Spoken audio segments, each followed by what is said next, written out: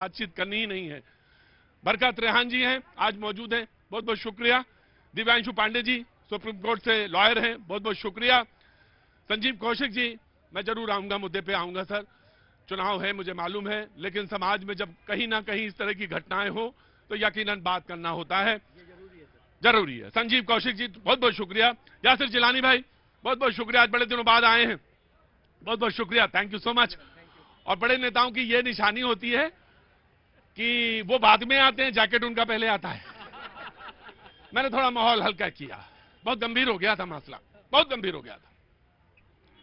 और मैं ये मानता हूं कि अगर रिलेशन में संतुलन नहीं है, जी हाँ, of course you get chance. Jacket की आप बात कर रहे थे, क्योंकि मौसम अचानक से बदला हुआ है, तो आप खुद ही कहते हैं कि अपना ध्यान स्वयं रखें, तो ध्यान रखना पड़ता है। वो गर्मियों की जैकेट थी, ये ठंड की जैकेट है, इसलिए बदला।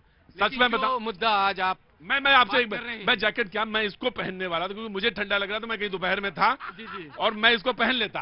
यकीनन जैसे ही आया तो मैंने पहना नहीं, मैंने पूछा मुझे कैसे पता चला, मुझे तो ऐसे ही पता चला ना कि यासिर भाई की जैकेट है। अरे देखिए, आप तो सब जानते हैं, आप आपसे बड़ा ज्ञाता। मैं पहनने वाला था, लेकिन आज मैं ये मानता हूं कि एक तरफा होके तो कोई चीज नहीं कही जा सकती, चाहे बहस हो चाहे रिलेशन हो, सामंजस्य संतुलन बनाए रखना पड़ेगा। और संतुलन बनाने के लिए दिमाग का जो है संतुलित होना बहुत जरूरी, बायसेस हटाने पड़ेंगे। तुम हमारे दुश्मन हो, तुम हमारे दुश्मन हो, यह बात अगर दिमाग में बैठ गई रिलेशन में तो कुछ भी करिए सर, कुछ नहीं। जब बहुत सारी बहन आती हैं तो मुझे अच्छा लगता है जब वो चूड़ा पहने रहती, नया नया, सच में बरखा जी बहुत अच्छा लगता है, मुझे अभी भी दिख रही है एक दो, बड़ा अच्छा लगता है कि हाथ में चूड़ा है। यकीनन मुझे एक, मैं भाई हूं और मुझे अच्छा लगता है कि कोई यहां पे खड़ी है महिला और खुश है।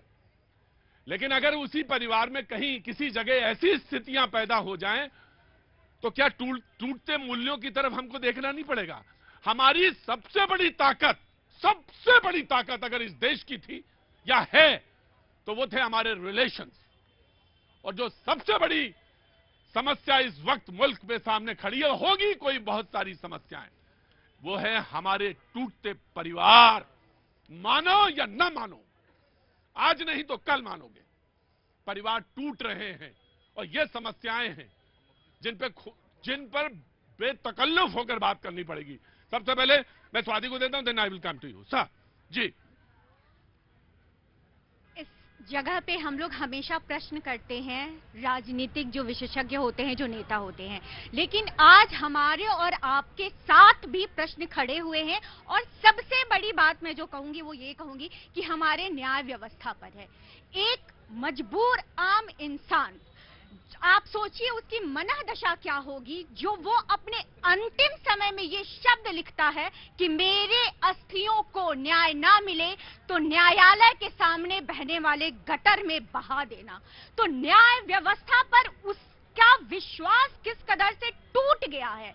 और इसके साथ जो बातें अन्य आई हैं कि जज महोदया जो थी उनसे वो 5 लाख का डिमांड करती है कि अगर तुम्हें इतनी समस्या हो रही है बार बार बैंगलोर से जौनपुर आने में, तो तुम हमें 5 लाख रुपए दे दो और मैं मामले को रफा दफा कर देती हूँ। असंवेदनहीनता की शर्म पराकाष्ठा इतनी कि वो जज साहिबा ये कह देती हैं, जब वो बंदा अतुल, मैं नाम लेना चाहूंगी, अतुल जी जब ये डेटा लेकर के आते हैं कि मैम देखिए हियरिंग के दौरान कि आप एक बार इन डेटाओं को भी देखिए, इस डेटा को भी देखिए कि गलत जो आरोप लगते हैं, जो गलत एफआईआर होते हैं दहेज प्रताड़ना को लेके, उसमें पुरुष वर्ग कितना ज्यादा प्रताड़ित हो रहा है और आत्महत्या कर रहा है। तो जज साहिबा जो हैं वो ठहाके लगा करके भरे कोर्ट में हंसती हैं और माखौल उड़ाती हैं। नहीं, ठहाका शब्द का इस्तेमाल नहीं किया गया है, क्योंकि जब चीजें कोर्ट में से यूज की जाएं या कोर्ट को रिप्रेजेंट की जाएं तो इस बारे में बहुत संवेदनशील होना चाहिए। मैं ये बात डर के नहीं कह रहा हूं कोर्ट से कि कोर्ट, क्योंकि ये भी एक बड़ा मुद्दा है कि कोर्ट से बोलेंगे तो डर है नहीं, मैं ये, लेकिन जो कहा वो मुस्कुरा देती हैं, वो मुस्कुराती हैं। लेकिन ठीक है, वो जो मुस्कुराना शब्द है वो भी अपने आप में किसी बहुत बड़ी व्यवस्था पे एक बहुत बड़ा प्रश्न खड़ा करता है। व्यंग्यात्मक मुस्कान की मार ठहाके से कहीं ज्यादा। ये मैं मान लेता हूं, ये एक महिला ज्यादा संवेदनशील होती, मैं बात मान लेता हूं। मैं यासिर भाई आपको देता हूं जी। बरखा जी, पुरुष आयोग की मांग करती रही हैं। बहुत ही दुखद है, लेकिन ये कोई पहली घटना नहीं है अतुल सुभाष की। इस देश में लाखों पुरुष आत्महत्या कर चुके हैं।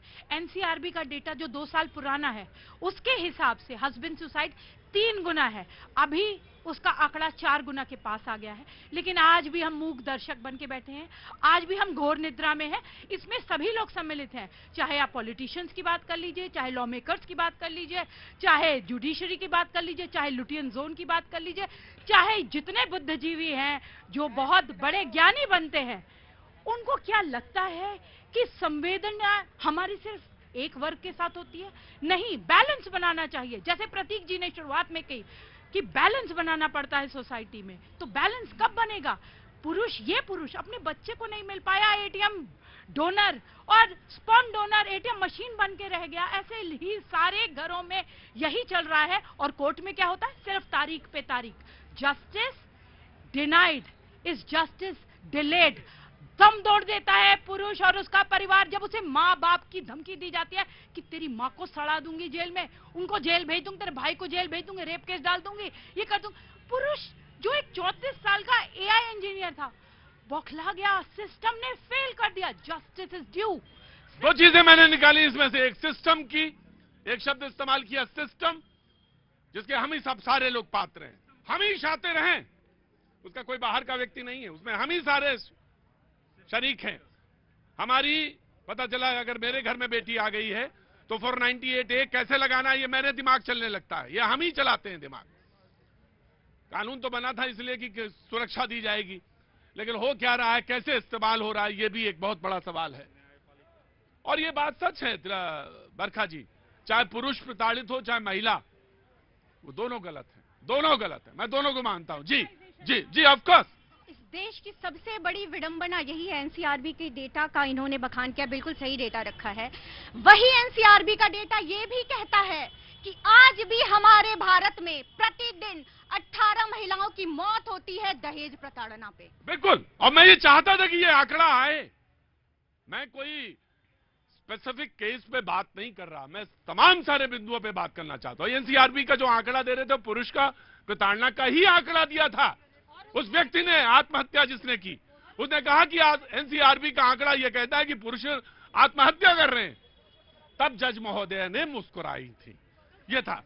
मैं ऐड करना, उसके बाद मैं आपको उठाता हूं सर। एक लाइन ऐड करना चाहूंगी। पुरुषों के लिए कोई कानून नहीं है इस देश में, महिलाओं के लिए 50 कानून है। और अगर लड़की आत्महत्या करती है, वाइफ, तो पूरे पुरुष के पूरे परिवार को धर लिया जाता है, तुरंत जेल भेज दिया जाता है।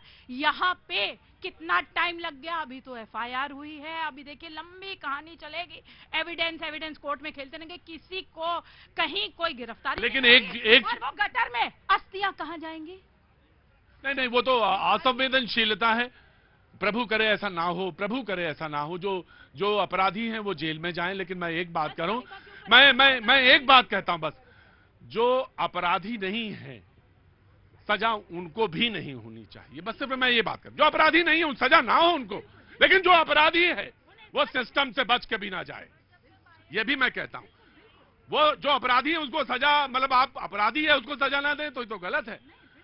लेकिन जो जिसका अपराध नहीं है उसको आप सिर्फ इसलिए क्योंकि हमने कहा, इन्होंने कहा, उन्होंने कहा, और कानून ऐसे चलता भी नहीं है।